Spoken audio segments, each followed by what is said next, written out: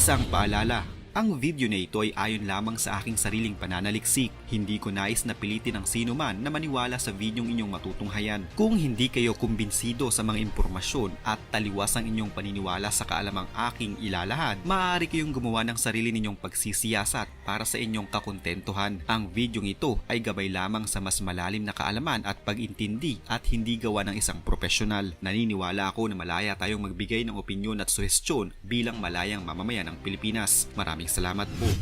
Totoo naman talaga na ang mga mangingisda ang pinaka-naaapektuhan sa tensyon sa West Philippine Sea sa pagitan ng China at ng Pilipinas.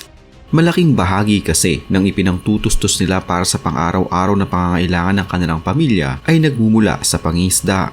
Dito nila inaasa ang kanilang gastusin na kung minsan ay hindi na din sumasapat dahil hindi din naman pare-pareho ang kanilang nauhuli.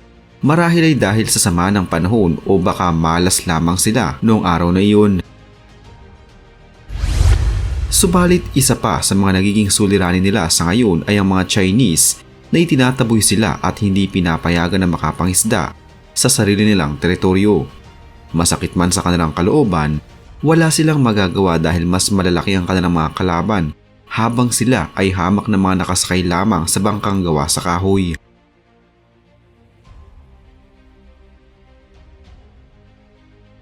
Subalit tila nag-iiba na ang panahon ngayon at nag-iiba na din ang ihip ng hangin para sa ating mga Pinoy na mangingisda. Maaaring totoong kasabihan na ang lahat ay may hangganan. Ilan kasi sa ating mga mangingisda ang walang takot na sinigawan ang barko ng China Coast Guard na para bang may laban talaga sila. This is my Philippine territory! This is my Philippine territory! This is my exclusive economic zone of the Philippines! Walas dito mga kakapali ng pagmumukha nito guys. Kawawa kamo kami mga isda.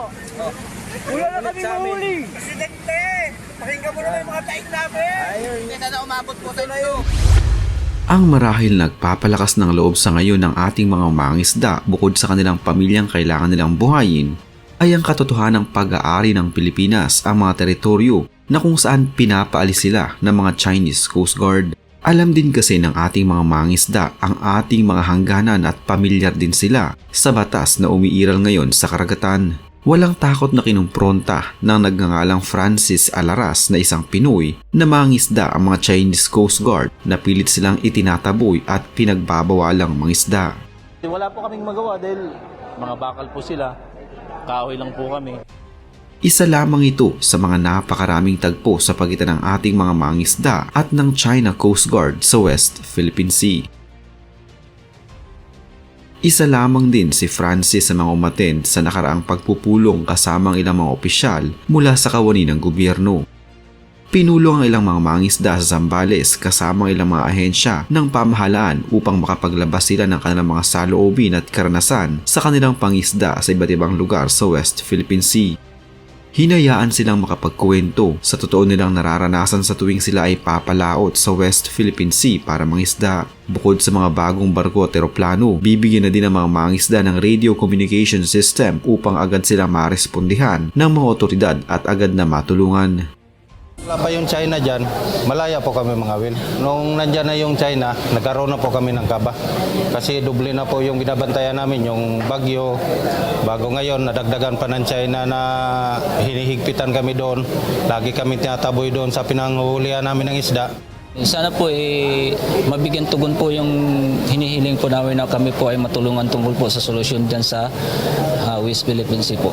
Ang gusto po namin na maging malayo po sana ang mangingisda na makapunta sa malapit sa Scarborough Shoal. Kasi yan po ang shelter po ng mangingisda ng Subic. That's the sad truth na nangyayari sa Bukbao de Masinloc. It is an open book na we have very limited number of assets. So it's not 24/7 that the Coast Guard will be there. But we are always strategically deploying our vessels. Huwag na po natin ikompromiso ang ating kaligtasan dahil alam naman natin na wala tayong mapagkukublian.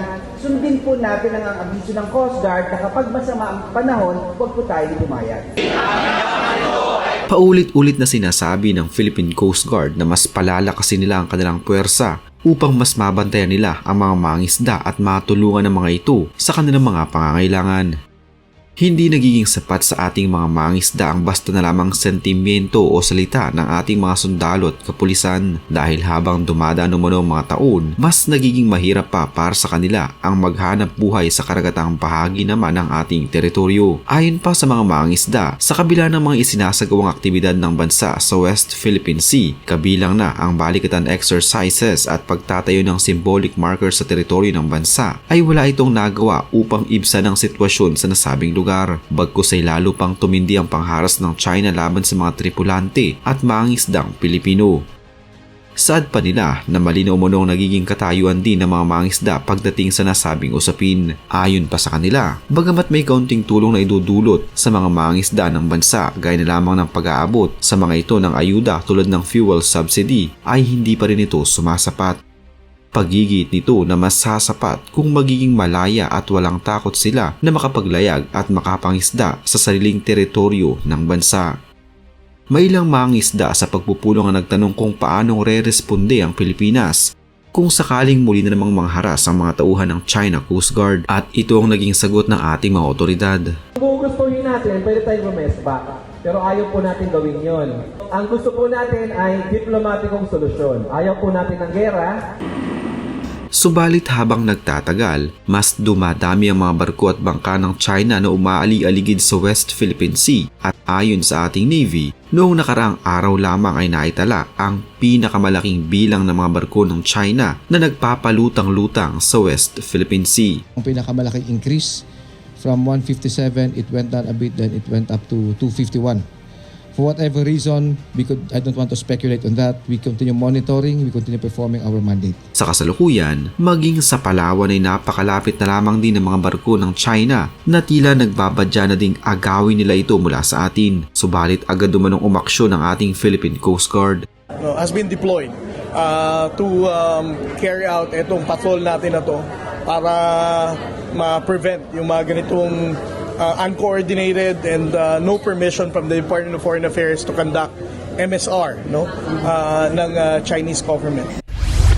Nais nang ipaabot ng mga mangisda ang kanilang nararanasan sa West Philippine Sea sa ating mismong Pangulong si Bongbong Marcos. Hindi pa din nila nararamdaman ang ginagawang tulong ng ating mga Coast Guard at Navy, kaya naman nais na lamang nilang iparating ito ng direkta sa Pangulo nang sa gayon ay mas matutukan ang kanilang pangailangan.